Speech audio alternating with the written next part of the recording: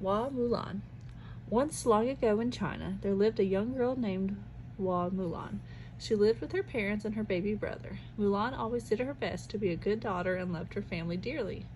Mulan lived in a small kingdom ruled by a kind king. This kingdom and several others were all ruled over the Emperor of China. One day a letter was sent to every household to say that each family would have to send a man to war. If they had a son the right age, he would be selected. Otherwise, the father would be taken. Mulan's father read the letter aloud with a shaking hand. As Mulan listened, worries started to swirl in her mind, for her father had not been well recently. She knew he would barely be able to lift a sword, let alone fight. Mulan knelt in front of him and clasped his hands in hers. Father, you are not well. I will speak to the army, and I'm sure they will release you from this. Thank you, dear. I hope you are right, said her father, closing his eyes in relief.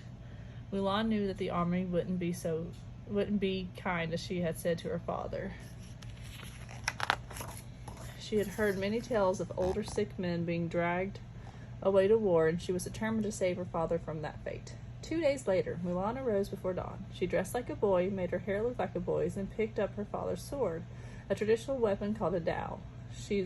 Then she slipped down to the village to wait. Before too long, an army rounded the corner, led by a king and several generals on horseback. But it was not Mulan's own king who rode at the head. It was Dao Jian, the king of the next-door kingdom. He had already collected all of his men and was riding to meet the emperor. Riding at his side was his daughter, Zhanyang. She was most unusual in China, as she was a warrior herself. She was as strong and fierce as any man. When she saw Mulan standing at the roadside, she pointed, "Look, father, another soldier." Her father waved this away. "We have all of our men. Leave him here for his own king."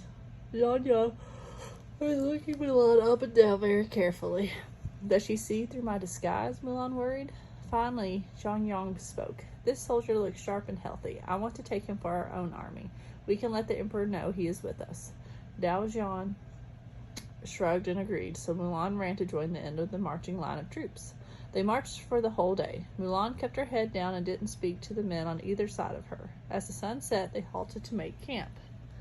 Just as Mulan was worrying about where she would sleep and whether her secret would be discovered, Zhanyang appeared at her shoulder. "Come with me, young soldier." Oh my gosh.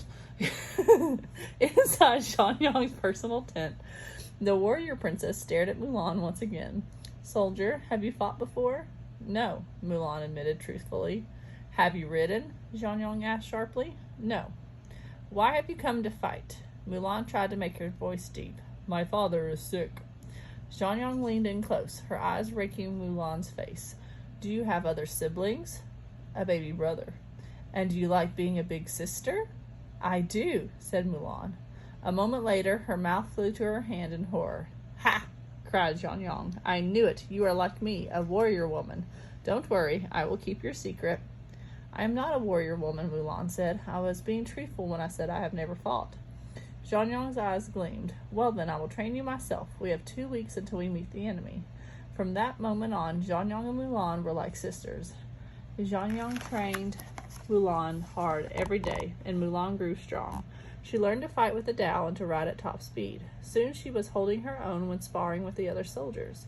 Then she began to beat them. The day came when it was their turn to fight the enemy. Mulan's heart was in her mouth as they arrived at the battlefield, as she saw the northern invaders lined up on the next hilltop, as far as she could see. The battle was long and hard. Mulan fought without pause, back to back with Zhanyang, sometimes fighting 10 men at once between them. The girls used their smaller size to their advantage, weaving and ducking around the burly men. Finally, they pushed the enemy soldiers back and back until a halt was called when the sun went down. Mulan and Zhanyang returned to their camp, pleased with their day's work. Several days the same as the first followed. The battles were long and hard, but Dao Zhan's army was winning, and Mulan and Zhanyang became famous as its best warriors. Then one night, as Mulan lay sleeping, she was awoken by loud shouts of anger. Her hand flew to her Dao, and she jumped up, ready to fight, Zhanyang at her side.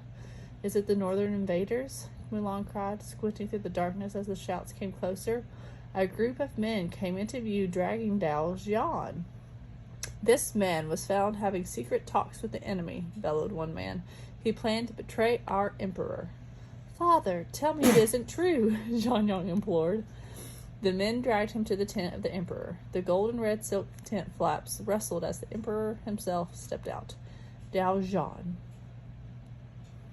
or Dojan? I don't know, said the emperor, his voice loud and deep. Is it true? Dojan was quivering as he said, It is, your excellency. Then you will die at dawn for this great crime, said the emperor sadly. Such a shame, the king of our best army with our two greatest warriors. Why would you betray what they have fought so hard for?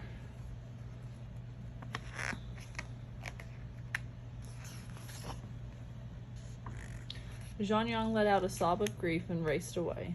Mulan rushed after her friend. How could he? Zhang wailed. I cannot let him die, even if he did betray our emperor. Do not worry, Mulan reassured her friend. I have a plan. The next morning, all the troops gathered for the execution. Mulan and Zhang stepped out of Zhang tent. They were both dressed in their girls' clothes, wearing their hair in the female way. They each held a knife in their teeth and walked silently. Gasps followed them. That warrior is a woman? Both our greatest fighters are girls? How can it be? Mulan and Zhang said nothing as they approached the emperor in front of his tent. Beside him on the ground knelt Daojan. The executioner was ready and waiting. What is this? The emperor asked in confusion. Who are you? He demanded. Mulan and Zhang knelt before him. Mulan took her knife from her mouth and said, Your Excellency, I am Mulan. I disguised myself as a boy to take my father's place in the war, for he is frail. I was selected and trained to be a great warrior by Zhang. She is now my sister in arms. Although Dojan betrayed you, he has also brought fame to your armies through his daughter, for Zhang is one of the greatest warriors. Since Zhang trained me, I am also a great warrior because of Dojan. So we ask for mercy for him. He is all Zhang has. The emperor raised an eyebrow. Dojan would have thrown away all that you have fought for, and yet you still ask me to spare his life?